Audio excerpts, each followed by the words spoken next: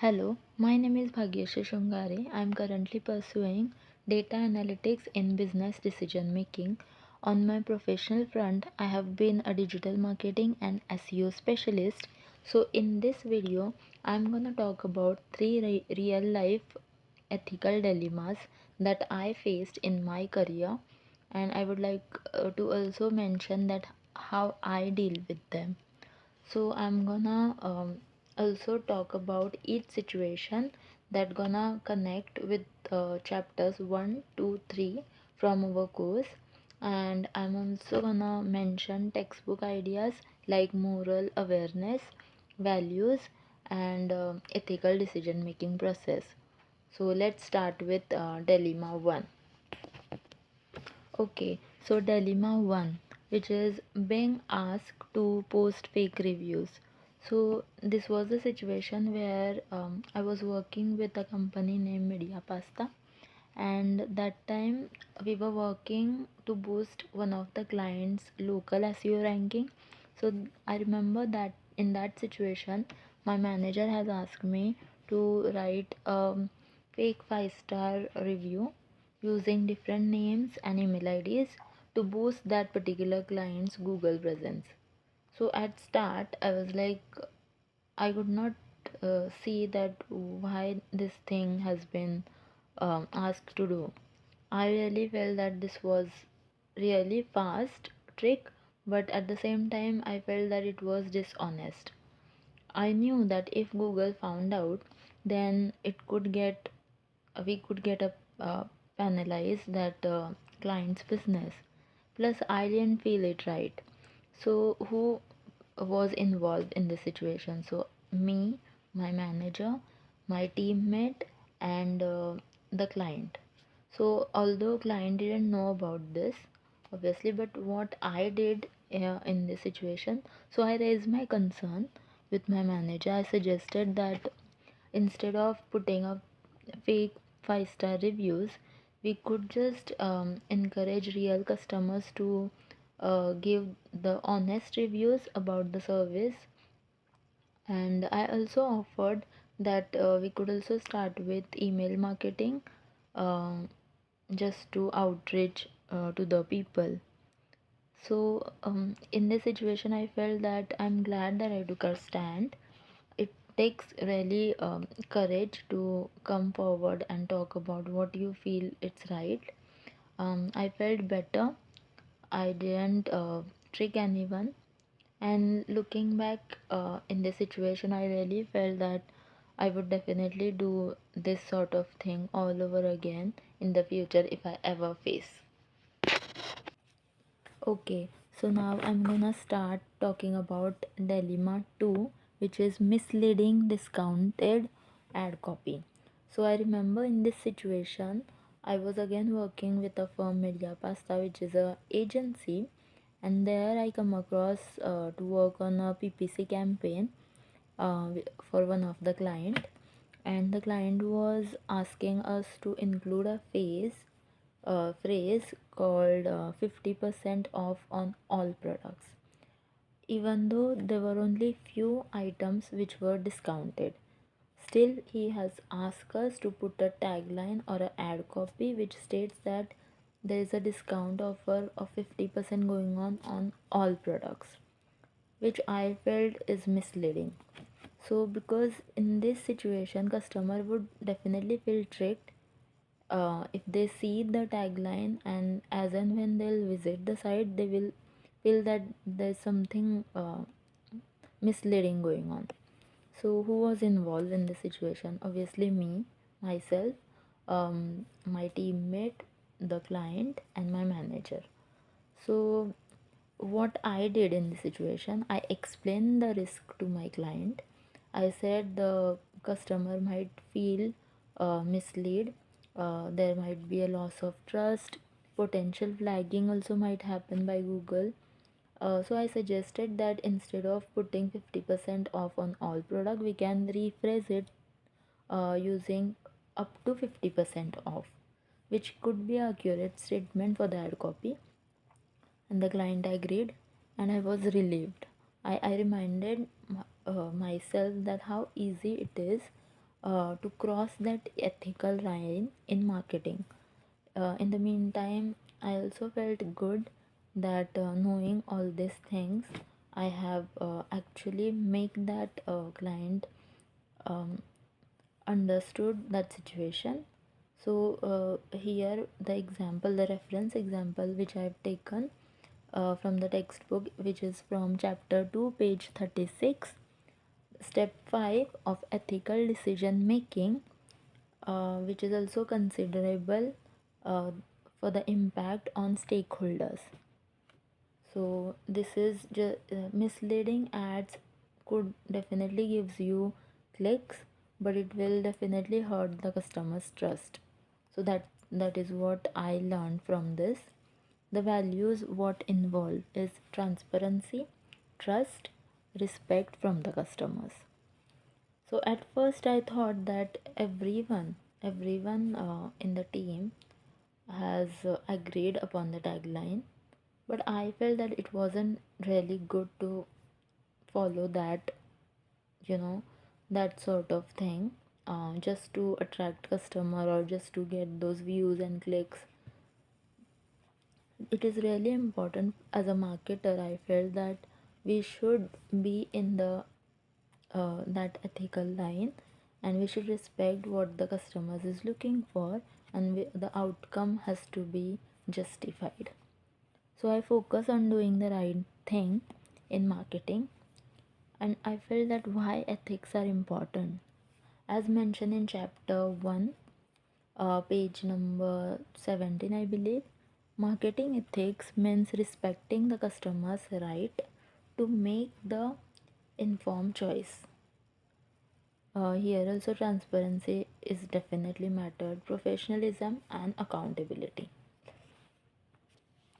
So I think in this situation I almost felt little pressurized, because I felt that if the client is asking me to add such phrase in the tagline, then obviously I can do that.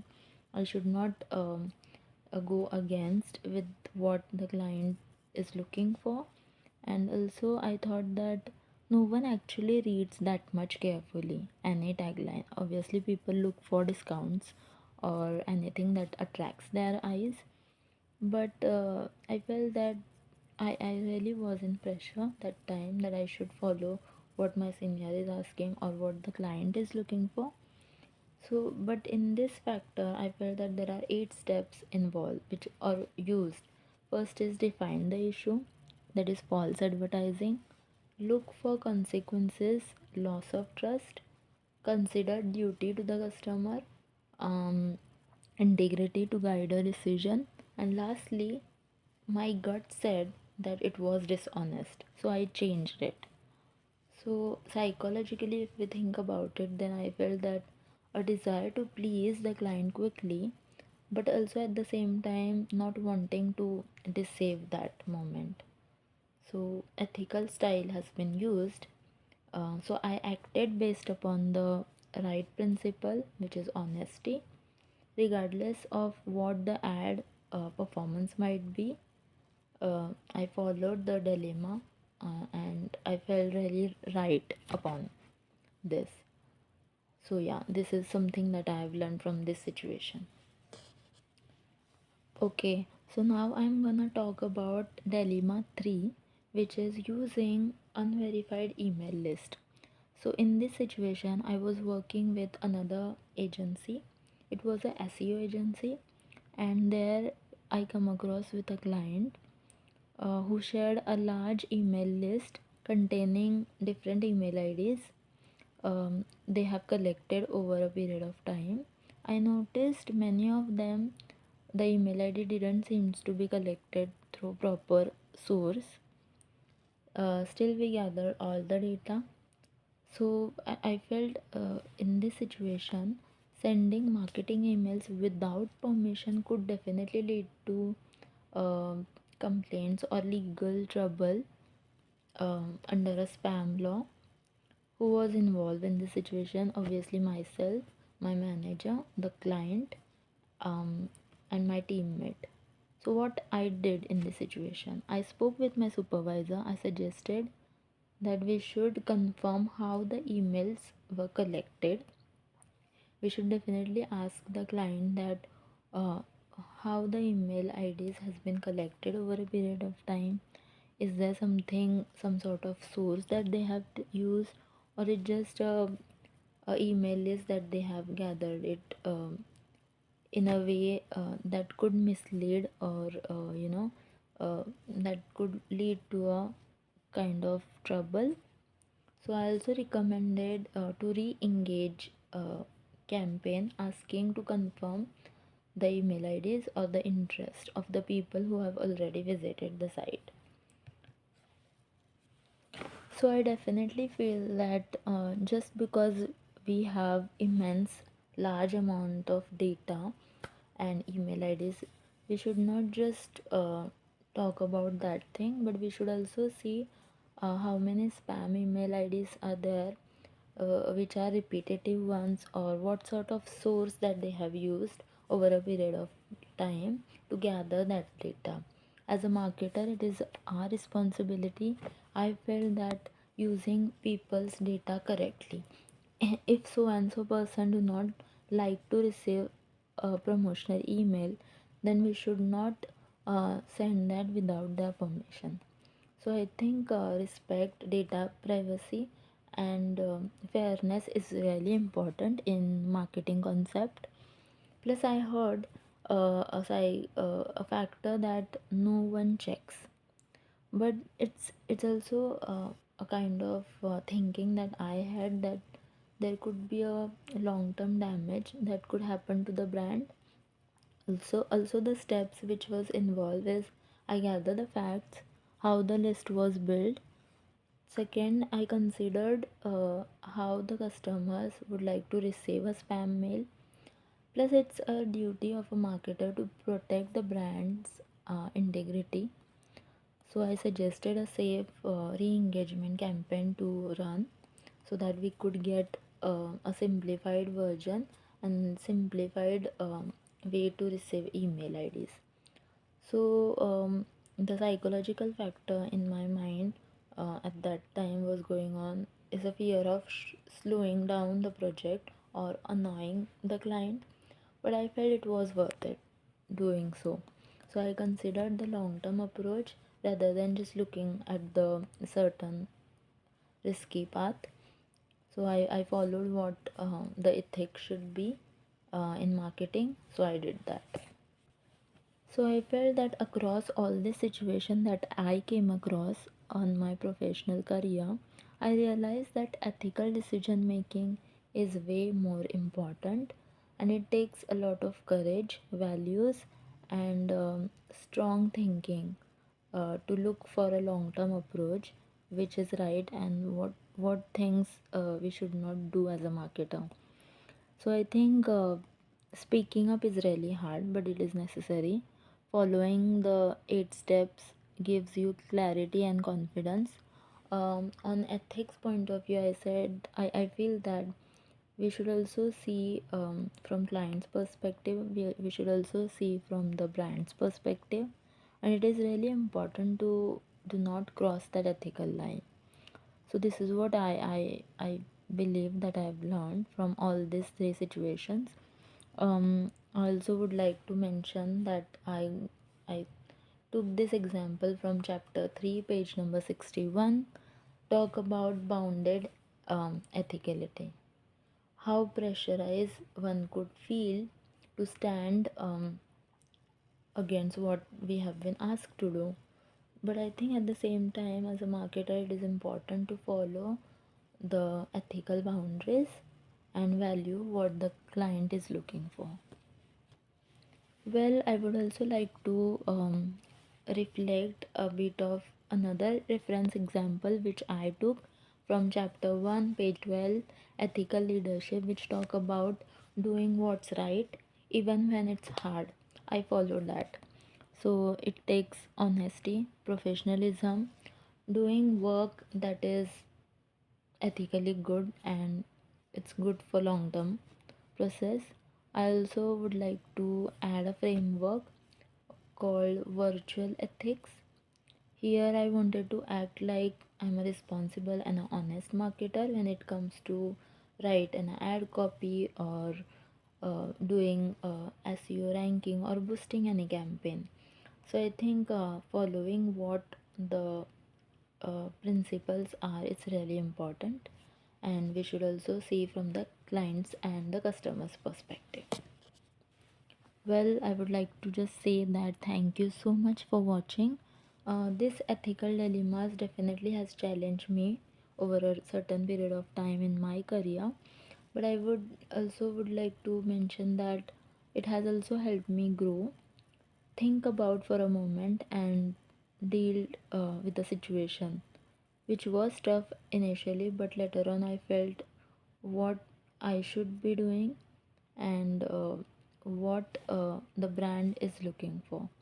So I just would like to just say to every marketer that whenever you are taking any decision, just ask: is it honest? Is it respectful?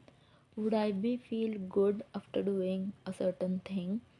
Um, as an ethical leader, it is really important that we should aim what we are looking to gain. At the same time, we should not cross that ethical boundary, um, which is against the principles. There are particular textbook concept that I would like to mention in this, in a simple term, which was chapter 1, moral versus ethics, chapter 2, 8-step model, chapter 3, bounded ethicality and psychological factors. There is also virtual ethics. So these are the concepts which I learned and I came across. I connected my ethical dilemmas situation, and I regained all the things, and I felt that it was a bit of connected to each other. Plus at the same time I thought that values were involved. So I definitely genuinely feel that ethics are way more important than just doing what you have been asked to do. So not just professionally but on personal front, on every perspective in life, it is really important as a human being, as a marketer, to follow what is right and what is honest. So this is what I learned from the textbook concept, and I would just like to say thank you so much for watching.